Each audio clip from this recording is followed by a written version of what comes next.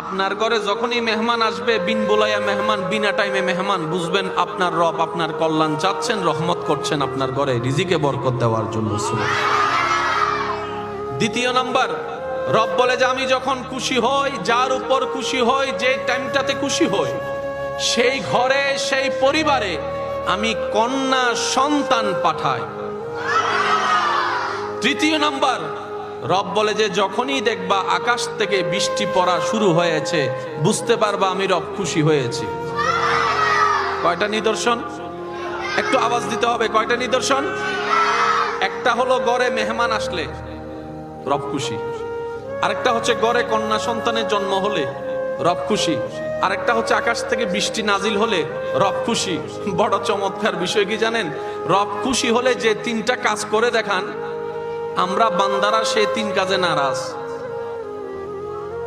আমরা বান্দারা সেই তিন কাজে, হঠাৎ যদি মেহমান চলে আসে আমাদের মুখে থাকে আয় বেড়ার টাইম ন বসছে না, কথা বলেন না কেন? ঠিক না? আল্লাহ খুশি, বান্দা নারাজ। কারো ঘরে যদি কন্যা সন্তান হয়, অনেক মানুষের মুখের মধ্যে আর লাগাম দেওয়া যায় না, বারবার বলতে থাকে যে এই ফেটের মধ্যে মনে হয় ছেলে হবে না, সব মেয়ে হবে, মেয়ে হবে, হাজার রকমের কথা। কথা বলেন ঠিক কিনা? আরেকটা হলো বৃষ্টি, সব রেডি টেডি হয়ে বের হওয়ার জন্য প্রস্তুতি নিলেন, এমন সময় আচম্বিক বৃষ্টি। আপনার আমার আকাশের দিকে তাকায় একটা কথা বলি, আয় বেড়ার টাইম না ফাদে। কথা বলেন ঠিক কিনা?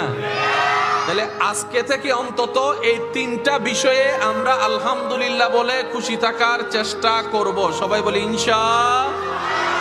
কারো যদি দেখেন যে ঘরে মেহমান এসেছে, প্রথম কথা বাজার থাক না থাক, আপনি প্রথমেই বলবেন আলহামদুলিল্লাহ। যদি প্রশ্ন করে তোমার ঘরে বাজার নাই নিজে খাওয়ার মতো, মেহমান দেখে তুমি খুশি হলা কেন, আপনি বলবেন